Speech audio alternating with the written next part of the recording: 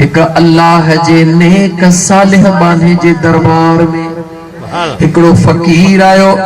अगर वो मस्जिद में वेठो सिकड़ो नौजवान आयो, इन करे गाल याद अचे वई। उन नौजवान जो से दुआ कयो तो मदीने वाले साईं जो दीदार कया।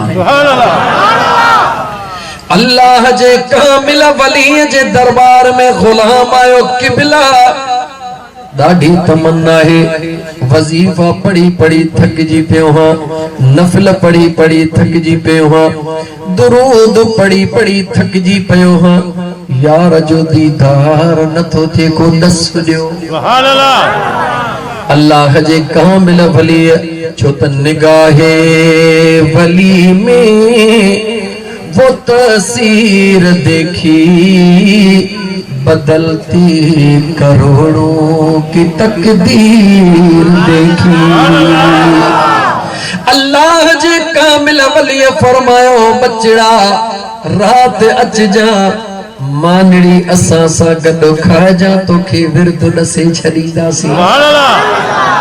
गुलाम डाडो खुश नीह गुजरई कोन थो, रात केडी मल थींदी पंजे महबूब मुर्शिद जे दरबार में वन्या।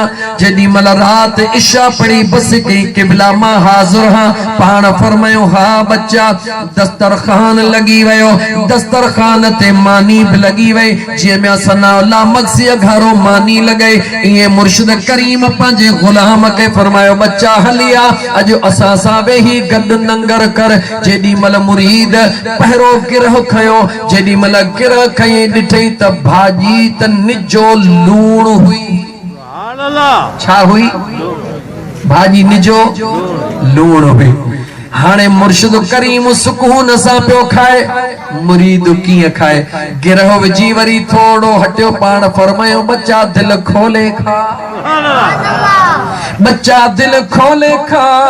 मुरीद वेचारो सुस्ती करे, पाण फरमायो दीदार करणो आया न करणो आ। जेडी मल दीदार जी गाल थी त हो त दीवानो हो। अखियों बूटे मुझा दोस्त ने गिरह भण लगो, पर इंसान हो।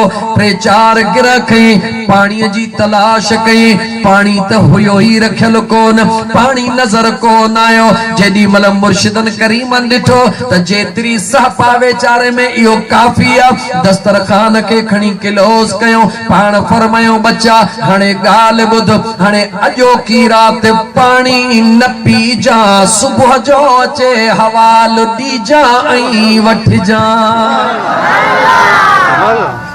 तवज्जह कर, वजीफन जा शौकीन तवज्जह कर। यार वजीफन सा मिलंदो छा? खबरदार थी। वजीफन उहे वनी पढ़न जन के तावीज़ लिखना होजन, जन के मानन के पागल बनाणो होजे, जन के मानन के कणो खुदा जा बाना। खुदा जे दरबार में वजीफन जो सौदो न होते त दिल जो डायरेक्ट सौदो हलंदो। ए वजीफन वारो इनडायरेक्ट सौदो आ। इनडायरेक्ट सौदो उन सा कबा जेको इनडायरेक्ट होंदो आ।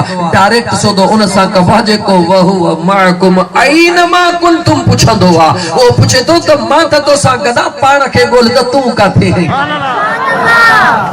ओ तो सा गदा वहुआ माकुम, तो सा गदा ऐन मा कुंतुम। खुदा के गोलन वारा तू पाण के गोल, मदीने वाले साईं के गोलन वारा तू पाण के गोल। खुदा भी तो सा गदा, महबूब भी तो सा गदा, जने न तो पाण के गोलियो। सोने अब्दुल कादिर चा फरम मन अरफ नफ्सहु फकद अरफ रब्बहु। जह पाण के सुञा तो न पंहिंजे महबूब रब के सुञा, पाण सुञाण।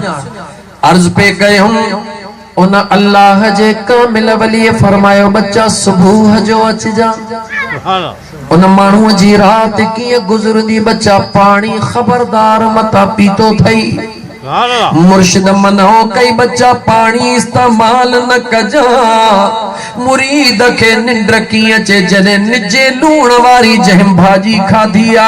अजीजा ने मन नौजवान गौर कजा, रात गुजरे ही कान का नेठ रात गुजरी।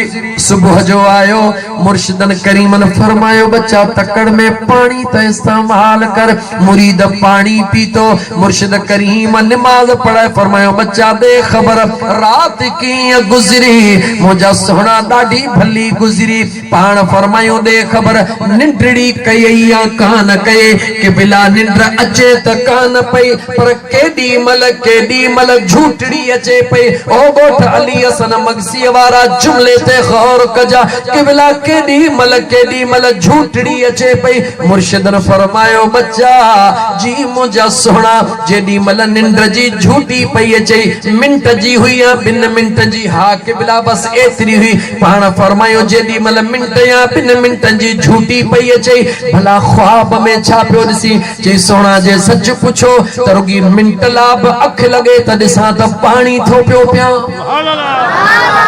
थोड़ी अख लगे त पानी थो पियो पिया केडी मल अम्मा जे दिलन मां केडी मल चाची जे दिलन मां केडी मल शाखता केडी मल बोरिंग ता जेडी मल अख पई लगे तेडी मल पानी पियो पिया मुर्शिदन करीमन फरमायो बच्चा ओ बच्चा गौर कर चई मुझा साईं छाते गौर कया पाण फरमायो सोच कर त लूण में वधीक ताकत या महबूब में वधीक ताकत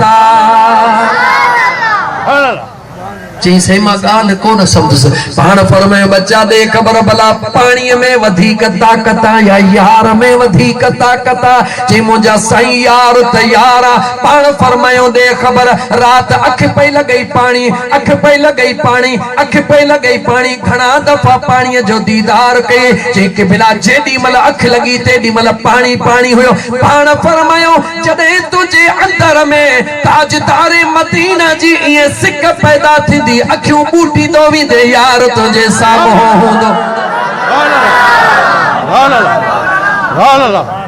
कौन कहता